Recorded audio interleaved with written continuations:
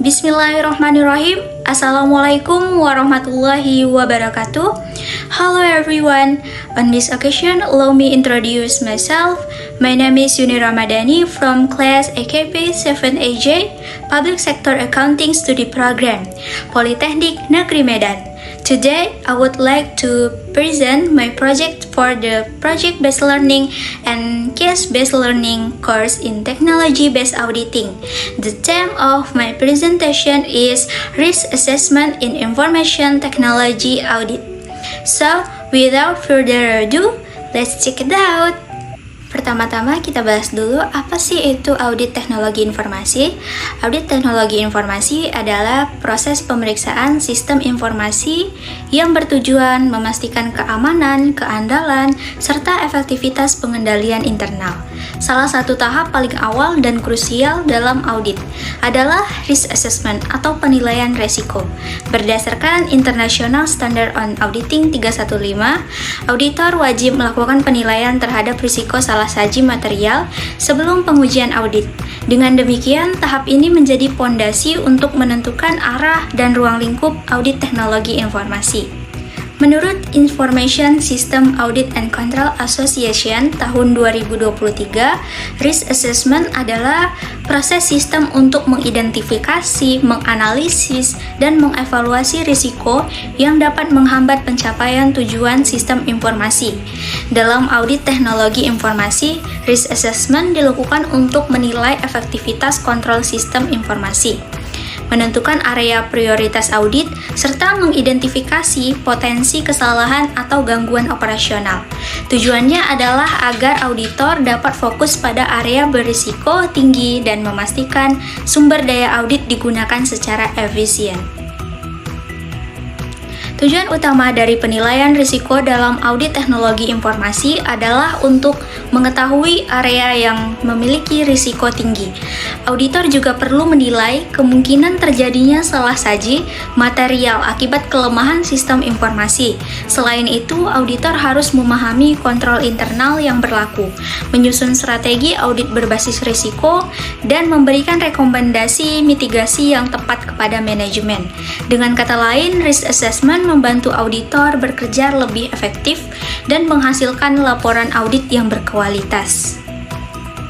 Terdapat 7 tahapan utama dalam proses penilaian risiko audit teknologi informasi, yaitu yang pertama ada materialitas awal atau initial materiality, yang kedua ada prosedur analitis awal, yang ketiga pemahaman entitas dan lingkungannya atau understanding the entity and its environment, yang keempat ada inherent risk atau risiko bawaan, yang kelima ada control risk atau risiko pengendalian, yang keenam ada risk of material misstatement atau RMM atau risiko salah saji material, dan ada komunikasi dengan TCWG atau Tool Chart with Governance serta SPI atau Satuan Pengawasan Internal.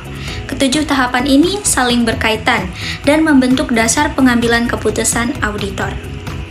Selanjutnya kita pahami lebih rinci terkait tahapan risk assessment tersebut. Yang pertama ada materialitas awal. Pada tahap materialitas awal, auditor menentukan batas atau tingkat salah saji yang dianggap signifikan. Tujuannya agar auditor mengetahui batas toleransi kesalahan dalam laporan keuangan maupun sistem informasi. Misalnya, jika server mengalami downtime lebih dari 12 jam dan berdampak pada keterlambatan pelaporan keuangan, maka kondisi tersebut dapat dianggap material. Penentuan materialitas menjadi panduan penting untuk menentukan fokus dan prioritas pemeriksaan. Kedua, ada prosedur analitis awal atau preliminary analytical procedures. Prosedur ini dilakukan untuk menilai kewajaran data dan mendeteksi area yang berpotensi mengandung risiko. Auditor dapat membandingkan data historis seperti error log, biaya perawatan sistem, atau serangan cyber. Sebagai contoh, jika biaya keamanan turun drastis, namun jumlah serangan meningkat, hal ini menunjukkan adanya risiko pengendalian yang lemah. Tahapan ini membantu auditor menghindari anomali sebelum masuk ke tahap pemeriksaan mendalam. Yang ketiga ada pemahaman entitas dan lingkungannya, atau understanding the entity and its environment.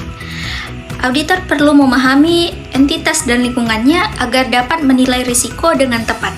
Hal ini mencakup struktur organisasi teknologi informasi, sistem aplikasi seperti ERP atau Enterprise Resource Planning, dan LMS atau Learning Management System, serta kebijakan keamanan jaringan. Selain faktor internal, auditor juga mempertimbangkan faktor eksternal, seperti regulasi, vendor, dan ancaman cyber. Sebagai contoh dalam perusahaan e-learning, risiko utamanya biasanya adalah kebocoran data peserta dan gangguan server yang menghambat kegiatan belajar. Kemudian kita masuk ke inherent risk atau risiko bawaan. Risiko bawaan ini adalah risiko yang secara alami melekat pada sistem sebelum adanya pengendalian internal. Faktor yang memengaruhi antara lain kompleksitas sistem, volume transaksi besar, dan ketergantungan tinggi pada teknologi. Contohnya, sistem pembayaran otomatis tanpa verifikasi manual memiliki inherent risk tinggi karena potensial kesalahan atau manipulasi sangat besar. Auditor perlu menilai risiko bawaan dan sebagai dasar dalam menentukan strategi pengujian. Selanjutnya kita masuki ke control risk atau risiko pengendalian. Control risk adalah risiko bahwa kesalahan atau salah saji tidak dapat dicegah atau dideteksi oleh sistem pengendalian internal. Auditor menilai efektivitas International Technology General Control seperti keamanan akses, backup data, dan perubahan program. Selain itu, auditor juga menguji application control seperti validasi input dan otorisasi transaksi. Misalnya, jika ditemukan praktik berbagi password antar pegawai, maka control list dianggap tinggi karena lemahnya control access. Selanjutnya kita masuki Risk of Material Misstatements atau RMM, merupakan kombinasi antara inherent risk dan control risk.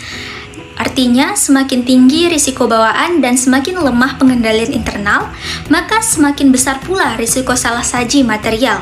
Misalnya, sistem berbasis cloud tanpa backup dan kontrol keamanan yang lemah menghasilkan RMM yang tinggi.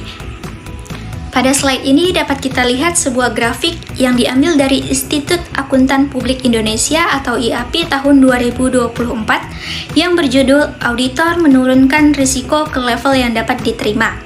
Grafik ini menggambarkan bagaimana auditor bekerja untuk menurunkan risiko audit dari tingkat tinggi menuju tingkat yang dapat diterima.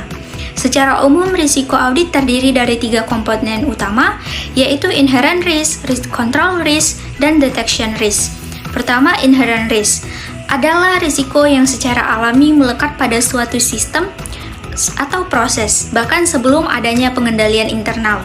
Misalnya dalam sistem berbasis teknologi yang kompleks dan memiliki volume transaksi yang tinggi. Inherent risk akan semakin besar. Kedua, ada control risk, adalah risiko bahwa pengendalian internal organisasi gagal mencegah atau mendeteksi kesalahan yang terjadi. Contohnya, kebijakan keamanan data yang tidak diterapkan secara konsisten, atau lemahnya otorisasi pengguna sistem. Kemudian, gabungan antara risk inherent risk dan control risk disebut dengan Risk of Material Misstatement atau RMM, yaitu tingkat risiko salah saji material yang sudah ada sebelum audit dilakukan. Disinilah peran auditor menjadi sangat penting. Auditor tidak bisa mengubah inherent risk maupun control risk secara langsung, karena keduanya melekat pada sistem dan proses entitas. Namun, auditor dapat menurunkan tingkat risiko keseluruhan dengan mengendalikan komponen ketiga, yaitu detection risk. Detection risk adalah risiko bahwa auditor gagal mendeteksi salah saji material yang sebenarnya terjadi. Untuk menurunkannya, auditor harus melakukan berbagai langkah, seperti memperluas pengujian substantif, meningkatkan ukuran sampel, menggunakan teknik audit berbantuan komputer, dan melibatkan auditor yang lebih berpengalaman. Semakin tinggi tingkat risiko salah saji material atau RMM, maka auditor harus menurunkan detection risk agar total risiko audit tetap berada pada level yang dapat diterima. Grafik ini menunjukkan bahwa tujuan akhir auditor adalah mencapai tingkat risiko audit yang dapat diterima atau Acceptable Audit Risk atau AAR Proses ini menggambarkan bahwa audit bukan hanya tentang menemukan kesalahan, tetapi juga tentang mengendalikan risiko melalui prosedur yang sistematis dan terukur. Sebagai contoh, dalam audit sistem e-learning seperti Best Learning, jika sistem penyimpanan data berbasis cloud memiliki inherent risk tinggi dan kontrol keamanan yang belum optimal, maka RMM menjadi tinggi. Untuk menurunkannya, auditor perlu melakukan pengujian tambahan seperti pemeriksaan backup data, uji akses, serta evaluasi sistem keamanan. Dengan langkah-langkah tersebut, auditor berhasil menurunkan tingkat detection risk dan membawa risiko audit ke level yang dapat diterima. Kesimpulannya, grafik ini menegaskan bahwa risk assessment dalam audit teknologi informasi bersifat dinamis. Auditor menilai, menyesuaikan, dan mengendalikan risiko hingga mencapai keseimbangan antara risiko, efektivitas kontrol, dan efisiensi audit. Inilah yang menjadi dasar penting dalam memastikan bahwa audit benar-benar andal dan mencerminkan kondisi sistem yang sebenarnya. Tahap terakhir dalam penilaian risiko adalah komunikasi dengan TCWG dan SPI. TCWG atau Those Charged with Governance adalah pihak yang bertanggung jawab atas pengawasan organisasi seperti Dewan Direksi atau Dewan Pengawas. Sedangkan SPI atau Satuan Pengawasan Internal bertugas melakukan audit internal dan tindak lanjut atau rekomendasi auditor eksternal. Komunikasi ini penting untuk menyampaikan kelemahan pengendalian, hasil penilaian risiko, dan langkah mitigasi yang harus dilakukan oleh manajemen. Ketujuh tahapan risk assessment saling terhubung secara sistematis, dimulai dari materialitas awal hingga komunikasi dengan TCWG dan SPI. Seluruh tahapan memberikan hasil yang saling mendukung.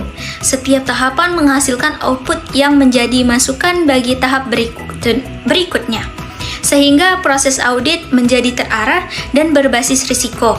Dengan alur ini, auditor dapat menilai risiko secara komprehensif dan memberikan rekomendasi yang akurat kepada manajemen. Alright everyone, that's all for my presentation today. Through this presentation, we have learned that risk assessment plays a very important role in information technology audit, helping auditors to identify, evaluate, and manage potential risks within an organization's information system. I hope this presentation has given you a clear understanding about the process and importance of risk assessment. Thank you very much for your attention. Wassalamualaikum warahmatullahi wabarakatuh. See you and have a great day.